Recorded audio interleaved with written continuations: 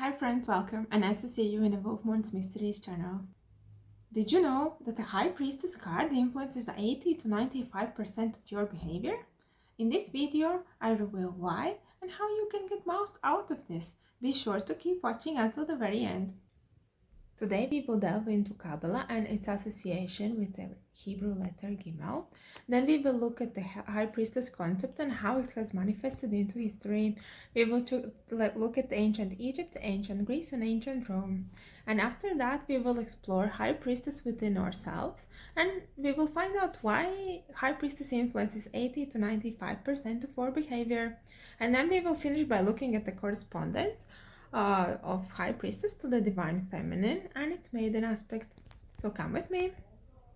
In this mystical journey that we are embarking on, each major Arcana card is intricately linked to the Hebrew alphabet letter. The High Priestess card aligns with the third Hebrew alphabet letter called Gimmel, which translates to the Camel. Gimmel infuses the High Priestess with the spirit of resilience, relentless progression, and enduring wisdom. Much like the camel, an emblem of stamina and capability, this letter represents not just a physical trek across vast and daunting terrains, but also a profound spiritual quest towards enlightenment. The essence of Gimmel suggests a dual journey, both outward and inward, highlighting the High Priestess's resilience and ability to thrive even under the most challenging conditions. The High Priestess can use the camel as her guide to navigate the desert. The High Priestess embodies the fortitude and to navigate and master both the landscapes of the outer world and the complex pathways of the soul. High Priestess stands as a spiritual leader. She is entrusted with conducting sacred religious rites. Her role involves crafting and performing rituals aimed at connecting with and influencing specific deities or spirits. Through these ceremonies, she seeks to align with her and harness the power that pervades her surroundings. Her practice is not just about tradition. It's a profound journey of discovery as she learns to navigate and understand the complexities of her own environment. Each ritual the High Priestess performs is meticulously designed to tap into the subconscious energies around her, often with the clear intention to bring about tangible outcomes in the physical world. Also, this is called manifestation. Her actions are a collaboration with invisible forces. She's aiming to manifest specific goals through her deep spiritual engagement. Let's embark on a journey through time to explore the revered roles of ancient high priestesses.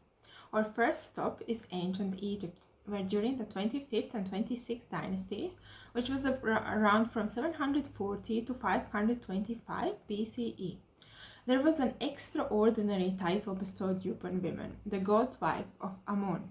This prestigious position was held by high priestesses in the temple of Amun, located in Thebes, Upper Egypt. Those who held this title, like Hatshepsut and Ahmos Nefertari, were not only considered an earthly consort of the god Amun, but also wielded immense political and religious influence. Their roles symbolized the fusion of divine and temporal power, making them very pivotal figures in both spiritual and political spheres of ancient Egyptian society. In ancient Greek religion, the Pythia served as high priestess of Temple of Apollo in Delphi, where she functioned as a revered oracle, believed to relay messages directly from the god Apollo himself. Her prophecies were delivered under the state of divine inspiration, which was known as enthusiasmos. The role of Pythia was both prestigious and pivotal and deeply influenced the religious and political spheres in ancient Greece. The office of Pythia was established at least 8th century BC, though some sources suggest that the temple actually dates back as early as 1400 BC. By the end of 7th century BC, the Pythian priestesses had risen to prominence, and they continued to be prominent figures until the 4th century AD. The Vestal virgins served as priestesses to Vesta, the Roman goddess of the hearth, which is the fireplace, and its sacred flame. The most senior among them was regarded as the High Priestess. Their primary duty was to ensure that the eternal flame within the temple of Vesta was never extinguished. Alongside their sacred duties, these priestesses were also giving the vows of chastity throughout their service, which would extend up to about 30 years.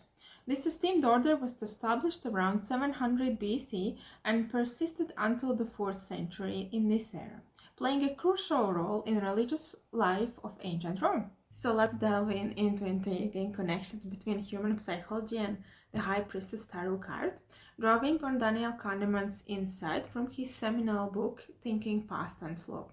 Kahneman was actually awarded also the Nobel Prize in Economic Sciences in 2002. He developed these ideas alongside with his colleague Amun through extensive research over the years. So Kahneman introduced the concept that the human mind operates in two distinct modes, System 1 and System 2. System 1 is automatic and effortless, akin to the intuitive and mystical qualities embodied by the High Priestess card, and it actually represents is a symbol of High Priestess, and also our subconscious mind. And in contrast, System 2 is more deliberate and analytical, requiring effort and focused attention, similar to the qualities associated with the Magician card, which represents our self-conscious mind, our self-aware mind.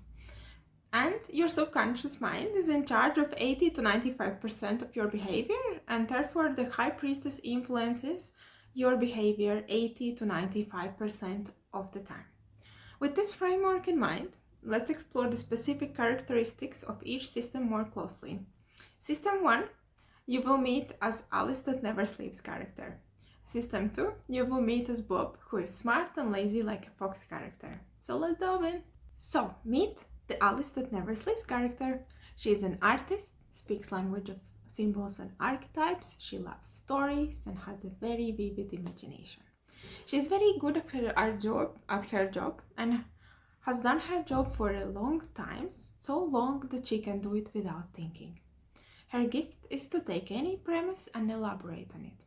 Like when she was at the dinner party yesterday at her friend's house, she could pick up the way her friend was feeling just from the intonation of her voice.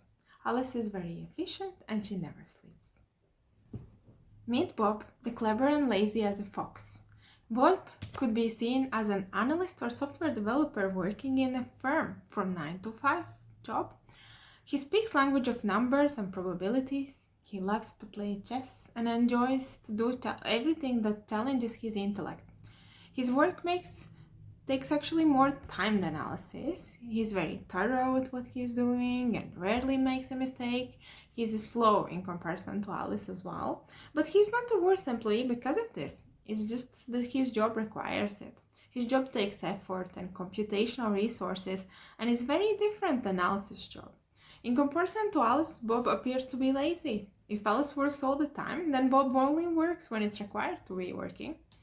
So both Bob and Alice work together, they are employed in the same company, and problems arise when Alice needs to do the Bob's job. So she's not good at numbers, and sometimes when Bob refuses to come into the office, Alice needs to do Bob's job. And it depends on the situation. Sometimes she can actually do also a good job, but with some tasks she's just not very good. She's more artistically inclined and not so good with numbers. And if she makes a mess, then it's up to Bob to sort it out. So High Priestess corresponds to the moon, and thus it also corresponds to the Divine Feminine. It has 4 archetypes that represent Divine Feminine, and each are actually corresponding to the moon phases. So the new moon would be the girl archetype, waxing moon is the maiden archetype, full moon is the mother archetype, and waning moon is the crone archetype. And High Priestess specifically refers to the maiden aspect of this Divine Feminine, and it's the waxing moon phase. Thank you for watching, and if this content was useful to you, consider subscribing, leave a comment if you have any. Bye for now.